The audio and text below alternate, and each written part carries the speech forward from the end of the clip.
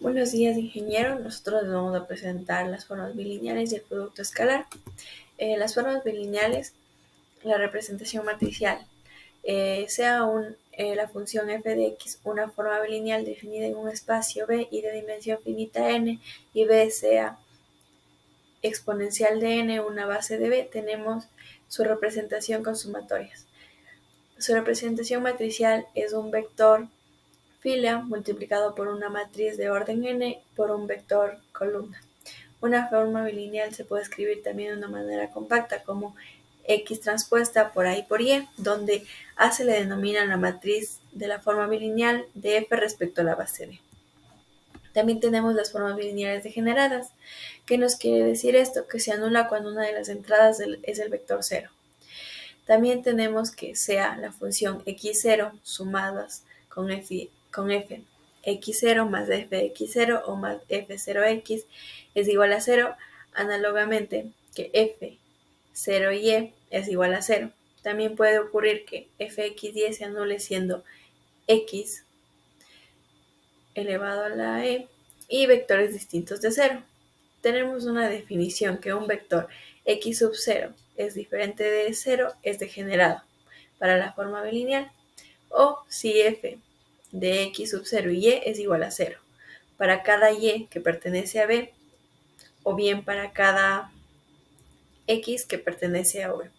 Se dice que una forma degenerada es si posee algún vector degenerado, por lo tanto una forma bilineal no es degenerada si no cumple una de estas dos reglas. Para todo x de una función xy es igual a 0 solo si y vector es igual a 0. Y para todo y de la función xy es igual a 0 cuando x vector es igual a 0. Tenemos las formas bilineales por su matriz, que tenemos tres casos. El primer caso, que es f es simétrica si y solo si es simétrica. Esto quiere decir que A es igual a su transpuesta. Y f es antisimétrica si y solo si A es igual a menos su transpuesta. F es degenerada si y solo si A es singular, es decir, que su determinante va a ser 0. Vamos a explicar la tercera. Supongamos que f es degenerado, o sea, existe un x sub 0 igual a 0, de forma que la función x y x sub 0 es igual a 0 para cualquier vector x. Esto se traduce que x transpuesto por A y por x sub 0 es igual a 0 para cualquier matriz columna, x es diferente de 0. Y esto ocurre para cualquier x, por lo tanto la matriz columna x sub 0 tiene que ser 0.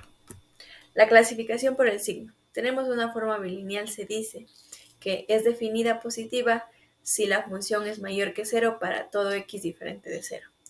La definición es negativa si la función es menor que 0 para todo x diferente de 0. Una forma bilineal es semidefinida positiva si la función es mayor o igual que 0 para todo x y no es definida positiva. Semidefinida negativa si la función es menor o igual que 0 y no es definida negativa. Una forma bilineal f es indefinida, pueden ser degeneradas o no degeneradas. Las matrices definidas y semidefinidas se las conoce también como x transpuesta por A y por x cuando es mayor que 0 para cada x diferente de 0. El cambio de base de una forma bilineal con dos bases distintas de B, si A y B son matrices de F asociada y a las bases B1 y B2 respectivamente, entonces se dice que B es igual a P transpuesta por A y por P. Las formas multilineales reales. Tenemos que llamamos a una forma multilineal a una aplicación f por m veces, que es lineal en cada una de sus m entradas. Esto nos quiere decir que en cada entrada i es igual a 1. El equivalente a formas bilineales antisimétricas son las llamadas formas multilineales alteradas. Una forma multilineal f es alterada si para cualquier i j se tiene que f de x es igual a x sub 1, sub 2, sub 3, sub i, sub j, menos la función x sub 1, 2, 3 y j. Es decir que perteneciendo dos entradas y la forma cambio de base. El teorema. Tenemos un teorema, dada una base ordenada de exponencial 1 vector, exponencial 2 vector y exponencial n de un espacio vectorial B. Existe una única forma multilineal alterada de orden n que verifica que este orden D es igual a 1 y dicha n forma se le llama determinante. También tenemos que x sub 1, x sub 2 y x sub n son vectores de B expresadas sus coordenadas respecto a la base B del teorema anterior en la siguiente matriz cuadrada. M es igual a x sub 1, x sub 2 y x sub n, formada por las coordenadas de los vectores puestos en columna. Se tiene que D es igual al determinante de x sub 1, x sub 2 y x sub n. De este teorema se derivan las propiedades que se conocen de los determinantes. Como ejercicio tenemos una forma bilineal real en el espacio R2 es una función que toma dos vectores de R2 y devuelve un escalar real. Existen tres tipos de formas bilineales: definidas, semidefinidas e indefinidas. Un ejemplo de definida es R2, que es el producto interno estándar, dado dos vectores de B, x sub 1 y y1 y w, x sub 2 y y2. El producto interno estándar se define como B por W. Esta forma bilineal es definida porque siempre devuelve un número real positivo para vectores no nulos y ceros para vectores nulos. Un ejemplo de semidefinida de R2 es el producto punto, dado dos vectores, P es igual a x1 y1 y w a x2 y2, el producto punto se define como B por W, esto es igual a x sub 1 y x sub 2 más y sub 1 y y sub 2. Esta forma bilineal es semidefinida porque puede devolver un número real positivo, cero o negativo, dependiendo de los vectores de entrada. Una forma indefinida de R2 es el producto cruzado, dado dos vectores.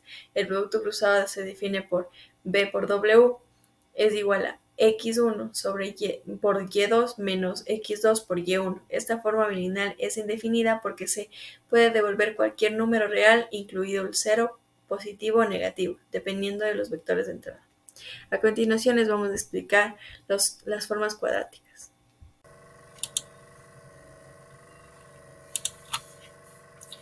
Muy buenas noches, mi nombre es Alessandro y hoy les voy a hablar sobre las formas cuadráticas.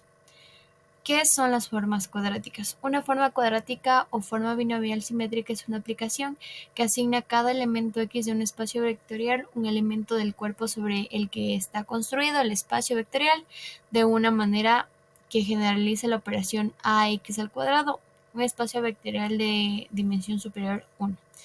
Como definición tenemos que, supongamos que A es una matriz simétrica n cruz n, la función fr elevado a la n igual a r, definida por función de x igual a x sobre t a x. Es llamado una forma cuadrática. A continuación les voy a explicar un pequeño ejemplo. Supongamos que A es la matriz simétrica. Como podemos ver a continuación, tenemos A igual una matriz de 2 por 2. Entonces, la forma cuadrática asociada a A es fxy igual a xy. Aquí podemos ver en la matriz de 2 por 2 y esta se multiplica por x de y. Eso nos da un total de 5x al cuadrado menos 3xy más 2y al cuadrado. Como segundo punto tenemos la representación matricial de una forma cuadrática. Podemos decir que un polinomio homogéneo de segundo grado en varias variables, es decir, un polinomio de segundo grado en el que todos los términos son de segundo grado, se suele denominar forma cuadrática. En dos variables x y tendremos fxy igual a fila 1, fila 2, x al cuadrado más 2a fila 1, columna 2, xy más a fila 2, columna 2 y al cuadrado, y en tres variables, como podemos ver a continuación. En el caso genérico de n variable, x1, x2, xn, la forma cuadrática adapta la expresión, como lo podemos ver a continuación. Nótese que, puesto que hemos escrito los coeficientes de los términos cruzados como 2a y j, la forma cuadrática, que es una función q igual a r elevado a la n igual a n. R. Puede expresarse a través de una matriz simétrica A igual a y J. Una matriz cuadrática se dice simétrica cuando todos sus elementos verifican A y J igual a JI. Es decir, cuando A coincide con su transpuesta, A transpuesta igual a, como la podemos ver a continuación. Siendo X el vector columna de la variable, en particular en el caso de dos variables tendremos Q, XY igual a fila 1, fila 2, X2 más 2A, fila 1, columna 2, XY más A, fila 1, columna 2, Y al cuadrado igual a X1, X2. Esto se le multiplica por esta matriz, que es A, fila 1, columna 1, y así sucesivamente. Eso se le multiplica por AX1 y X2, igual a X transpuesta de AX. En el de tres variables, como lo podemos ver a continuación. Como siguiente punto, voy a explicar la clasificación. Estas se clasifican en 5 formas. La primera es la definida positiva, la segunda es definida negativa, tercera indefinida, cuarta semidefinida positiva, quinta semidefinida negativa.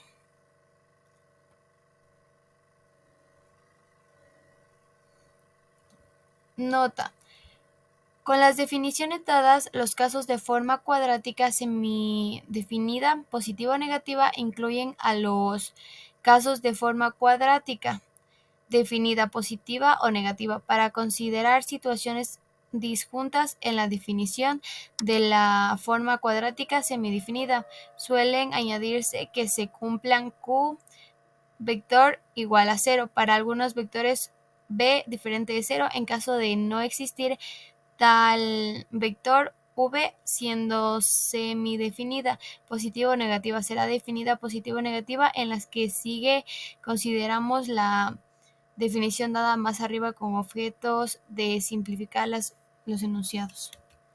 A continuación les voy a explicar un pequeño ejemplo. El ejemplo dice así: escriba la forma cuadrática función de x1, x2 igual a 5x al cuadrado más 4x sub 1, x sub 2 más 2x al cuadrado y sub 2, sin términos mixtos. ¿Cuál sería la solución? En este caso la matriz corresponde a la matriz. Como podemos ver, aquí nos da una matriz de 2 por 2. El polinomio característico de ax p lambda igual a 5 menos lambda, 2 menos lambda menos 4. Esto nos da un resultado de paréntesis lambda menos 6 paréntesis lambda menos 1. Luego los valores propios de a son lambda sub 1 igual a 1 y lambda sub 2 igual a 6. Los correspondientes espacios propios son E1 igual a gen, como podemos ver en la matriz, y E6 igual a gen 2, 1. Por lo tanto, se obtiene que A igual a Q de Q transpuesta, donde Q nos da una matriz con raíz y D es igual a una matriz de 2 por 2, como podemos ver. Usando el cambio de variables y igual a Q transpuesta X, la forma cuadrática se transforma en función de y1, y2 igual a y elevado al cuadrado sub 1 más 6y elevado al cuadrado sub 2, lo cual no tiene términos cruzados. Muchas gracias. Subespacios ortogonales. Definición: dos subespacios euclidios S1 y S2 de un espacio vectorial euclidio U se dicen que son ortogonales cuando todos los vectores de uno de ellos son ortogonales a todos los del otro. Esto quiere decir que la multiplicación del vector x por el vector y es igual a 0. Para cualquiera el vector x pertenezca al subconjunto S1 y y pertenezca al subconjunto S2.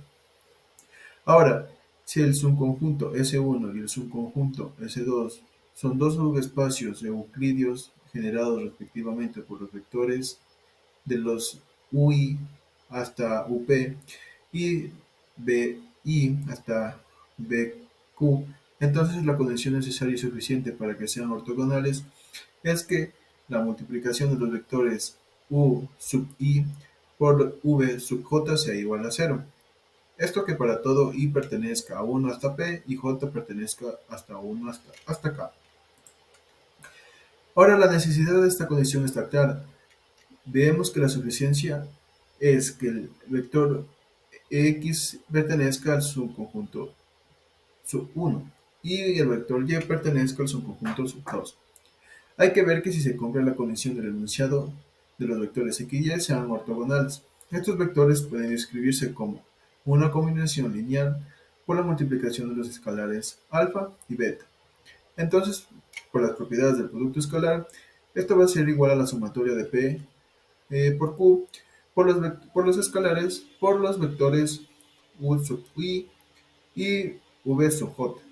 Por hipótesis, esta multiplicación escalar, este producto escalar es igual a cero. Ahora, proyecciones ortogonales. Definición. Imaginemos que tenemos un plano en el espacio y una recta que corta este plano. Nos preguntamos cuál es el objeto que sería la sombra de esa recta sobre el plano, es decir, la proyección de la recta sobre el plano. Esto también puede ocurrir con un punto sobre un plano o incluso un punto sobre una recta. Proyección ortogonal de un punto sobre un plano. Empecemos por el caso más sencillo, un punto en el espacio que se proyecta sobre un plano. La proyección ortogonal de un punto sobre un plano se hace a través de una recta perpendicular al plano que pasa por el punto. Para conseguir esta proyección ortogonal, en primer lugar determinamos si el punto pertenece al plano. Si el punto P, A1, A2, A3 pertenece al plano, este punto es su propia proyección. En caso contrario, si el punto no pertenece al plano, calculamos la recta perpendicular al plano. Para esto, sabemos que el vector director de la recta será el vector normal del plano. Si el plano AX más BY más CZ más D es igual a 0, tiene una ecuación general, sabemos que su vector normal tiene componentes del vector n, que sí va a ser igual al vector A, B y C. En vez de plantearnos si dos vectores también son ortogonales, cabe también preguntarse si los dos subespacios vectoriales lo son. En algunas aplicaciones, esto indica que los subespacios no tienen absolutamente nada que ver. En relación a esto, un espacio vectorial V con un producto escalar dado un subespacio W que incluye al espacio vectorial V se define el complemento ortogonal de subespacio W como la ortogonal del subespacio W es igual al vector V que pertenece al espacio vectorial, con razón de que el producto escalar del vector V y el vector W sea igual a 0. Esto incluye que el vector W pertenezca al subespacio W. Esto es que la ortogonal del subespacio W está constituido por todos los vectores que son ortogonales a los vectores del subespacio W. Es muy fácil comprobar que es un subespacio vectorial de V y un subespacio y su complemento ortogonal determinan la descomposición del espacio total. Esto es que sea el vector V un espacio vectorial de dimensión finita con un producto escalar y el subespacio W un subespacio suyo, entonces la dimensión del complemento ortogonal del subespacio W es igual a la dimensión del espacio vectorial V menos la dimensión del subespacio W, y que para cada vector que pertenezca al subespacio V, al espacio vectorial V y al subespacio W, y un único vector que pertenezca a la ortogonal del subespacio W, esto tal es que el vector W sea igual al vector del subespacio más el vector que pertenece a la ortogonal del subespacio. Ahora, la distancia de estos dos subconjuntos, de los reales elevado a la n o también de los complejos elevado a la n, se define como la mínima distancia entre los puntos que se integran. Identificando las flechas que representan los vectores con los puntos de sus extremos, lo que está diciendo es que según la propiedad es que la distancia del punto que corresponde al vector v a los puntos del subespacio w es justamente la norma del vector v menos la proyección del subespacio w por el de vector v. De esta forma se consiguen generalizar a dimensiones superiores las fórmulas de distancia a punta recta y a punta plana. Si leemos la demostración de la preposición anterior, veremos que la proyección de W cuando tenemos una base ortonormal es tan sencilla como calcular los productos escalares. Si B es ortogonal, el análogo cambiando por el vector por el vector U sub J es igual por la norma del vector sub J elevado al cuadrado. El siguiente tema que sigue es el producto escalar, el cual su definición es que es también conocido como producto punto o producto interno. Es una operación matemática que se realiza entre dos vectores en un espacio euclidiano, como el espacio tridimensional que estamos familiarizados. El resultado del producto escalar es un número real. Aquí podemos observar su representación analítica y seguimos con su representación gráfica escalar del producto escalar. El siguiente es el 6.31, es la norma de un vector. La norma de un vector, también conocido como magnitud o longitud, es una medida que se representa de la distancia o el tamaño del vector en un espacio euclidiano. En el contexto tridimensional al que estamos acostumbrados a visualizar, la norma de un vector se calcula utilizando el teorema de Pitágoras, pero en este concepto se generaliza el espacio en cualquier dimensión. Al referirnos a que se utiliza el teorema de Pitágoras, significa que cada componente del vector se eleva al cuadrado, se suman los cuadrados de todos los componentes y luego se realiza la raíz cuadrada del resultado para obtener la magnitud del vector. Dentro de este tema también abarca varias propiedades como la positividad, definitividad, desigualdad triangular, homogeneidad escalar y subjetividad. El subtema que sigue es la ortogonalidad. En álgebra lineal, la ortogonalidad se refiere a la relación entre dos vectores que son perpendiculares entre sí en un espacio euclidiano o un espacio vectorial, equipado con un producto interno o más conocido como el producto escalar. Dos vectores se consideran ortogonales si su producto escalar es igual a cero. El producto escalar es una operación que toma dos vectores y produce un número real, y es una medida de la similitud direccional entre los vectores. Por aquí podemos observar la expresión analítica de la ortogonalidad, y en una representación gráfica significa que los vectores forman un ángulo de 90 grados entre sí y no tienen componentes en dirección del otro. En otras palabras, son independientes en términos de dirección.